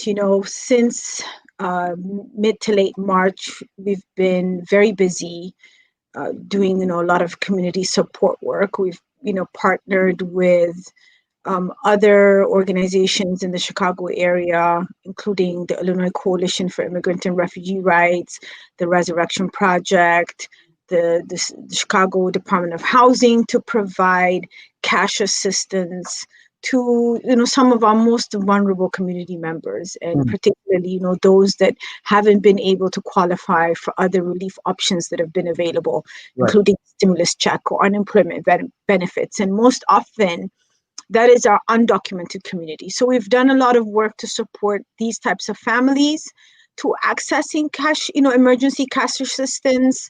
We've provided, we've reached over 700 families with these emergency cash assistance. We've helped over 400 families access public benefits, including unemployment, insurance applications. We've engaged, more than 4,000 of our community members in various information sessions and community meetings to talk about, what resources are available. But, moving into, 2021 and looking ahead, we know these issues are still very much present, right? The issue of COVID is not going away anytime soon. So, really thinking about how do we prepare our community to continue, to access resources and support during this time. So we know that even though, the numbers look good, over 600, 700 people is a lot of families, right? But we know that the need is much greater than that. Right. So, we're really looking to our local and state leaders to make, to help us find resources. Unfortunately, as Commissioner Miller indicated, that Cook County did not receive any funding, and I believe, other local governments did not either. For example, the state and the city. So that creates a challenge, right? So making sure we're advocating with this new administration for additional relief for our communities is going to be important. We know, housing is going to be a big issue. Don't want to be a Debbie Downer where we're talking about, so early in the year, we're talking about all the, problems we see ahead of us. But, we have to be true to our reality and really be thinking ahead about how we can support our community. Housing is a big issue. The moratoriums and evictions are going to end, but we also know even though the moratoriums are in place, there's still a lot of people that are having challenges with maintaining housing. So, we expect that to spike in 2021. So really, looking forward to working with partners and our leaders like Commissioner Miller around how do we address those issues for our community. We know, the Southlands are big. We have a very large African community in the Southlands. So, we have a lot of work to do. Tres, your final words, but I'll say put it in this perspective, which is expectations from the Biden's administration in terms of jobs, immigration. What are you looking for this for his government, for his administration to provide that we have not had previously? Right. Thank you for that question. Before I answer it, since we have the commissioner here, and I don't even know if this is her area of expertise, with the COVID pandemic, we found out when it started, we found out that there were shortages of nurses and RNs and LPNs and all of that stuff. So when I went further to look into it, I also found out that the state of Illinois does not have compact licensure, which means that a nurse from another state cannot practice in the state of Illinois. You have to come back and get the license for Illinois, and that's a process. A lot of other states have made it possible that if you're licensed in one state, all you need to do is come into the state of Illinois and work, and that would have helped curb that initial spike when we saw the shortages of nurses in the state. So if the commissioner sits with the rest of the other 15 commissioners, I know of Cook County, but Cook County is the second largest county in the country. That's a very powerful county, so that they can take this proposition to the stakeholders, Governor Pizza, so that they can tell them that the state of Illinois needs to become a compact state for all nurses. That is one thing that I would like to see in this 2021 and going into the future. And concerning the Biden administration, I actually sent out a tweet and reached out to both Kamala Harris and Joe Biden, because as much as Trump was bad, there was one good thing that he did. And I was trying to have the Trump administration and Biden, the Biden-Harris administration continue with what Trump had started. And what did he do? He actually put kind of like a limitation for companies to recruit foreign workers. So he insisted that if you're going to hire an employer, it should first be an American citizen. Get an American employee first before you get a foreign worker, especially in the area of IT, which is where I specialize. And you did say, we did talk about the Southeastern Asians. These were the people who dominated the industry. So now that Trump put that stop, a lot of people like myself, a lot of people, minority people, were able to get the opportunity to start getting those jobs that otherwise would not have been available to us, because the companies were looking at Southeast Asians to fill those positions. So it would be very imperative that the Biden administration continue to ensure that Americans are offered these positions first. And if you cannot then find somebody that has the skills and qualifications in the United States, then you can go outside of the US and get somebody. But I would love to see that they maintain that, so that Americans are getting these jobs, Americans are moving into the middle class. And with COVID again, I was on a panel not too long ago on the vaccine hesitancy within the Black community. We didn't really get to talk about that today, but if we can also push to encourage a lot of our people, because we know our history with the medical industry, that when we hear vaccines, we're going to shy away. So with this particular situation, if we want to get back to life as it was before, we want to encourage us, especially that we're the hardest hit community, the Black and brown community. We want to encourage more Black folks, more brown folks to get to take the vaccines when it comes around to our turn to take it. Okay, thank you so much. Commissioner, can you help close us in your remarks with regards to what people should be expecting from the Biden's administration regarding to the economy, national security, and actually, I mean, you already mentioned COVID-19. So yeah, basically economy, which includes jobs and national security. Briefly, maybe in a minute, you can help us round that up for us. Okay. So yeah, thank you so much. And very quickly, I'll just say the one thing we're going to see from the Biden-Harris administration is leadership. And that's what's been lacking. That's what affects everything that happens in this country, especially due to the pandemic and jobs and economic recovery. So we cannot have our businesses get back to normal until we get a handle on this pandemic. It all revolves around that. So once that happens, we can get our people back to work. We can get people back to going to restaurants, hotels. Every industry has suffered to the point where so many small businesses will never recover.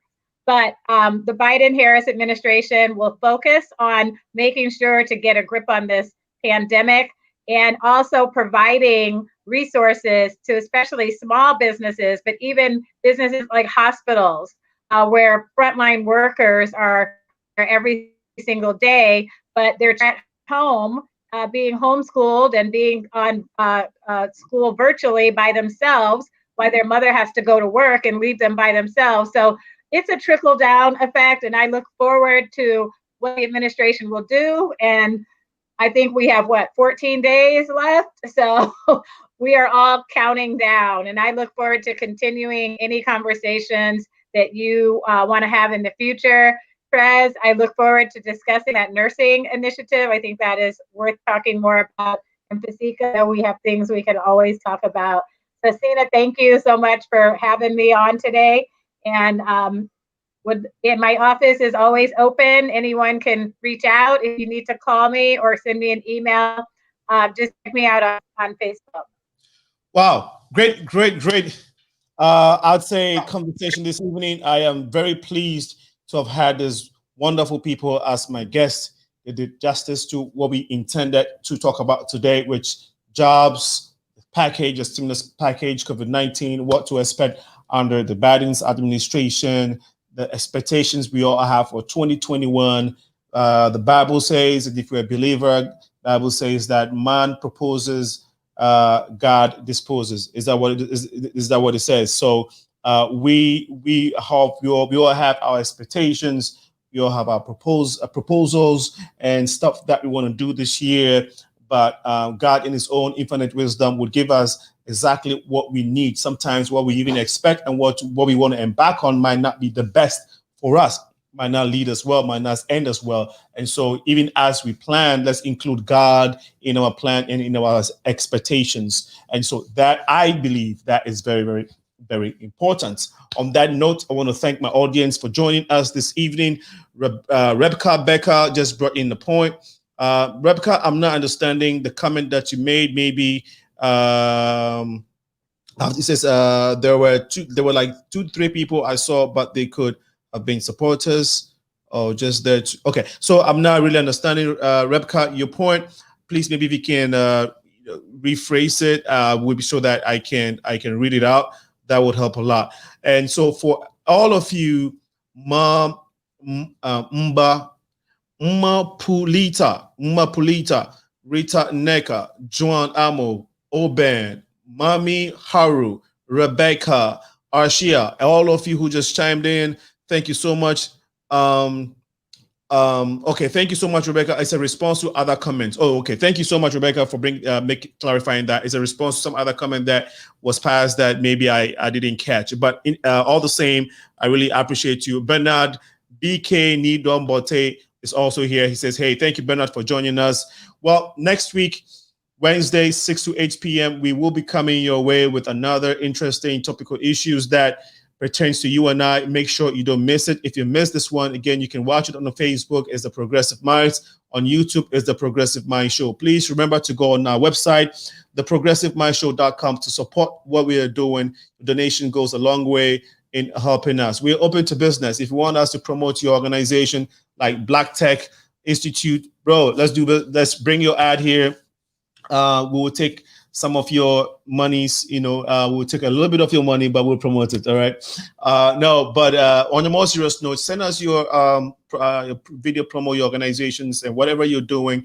FASIKA, I know we've been working, somewhat, but we need to work a lot more this year, okay, because there's big things coming. So we will be getting in touch and collaborating on issues. Commissioner Donna Cook, Donna Miller, thank you so much for your time. Tress, my brother, I've been blessed. FASIKA, thank you so much for making the time to come on the show to share your opinion and pouring out to the community. God bless you.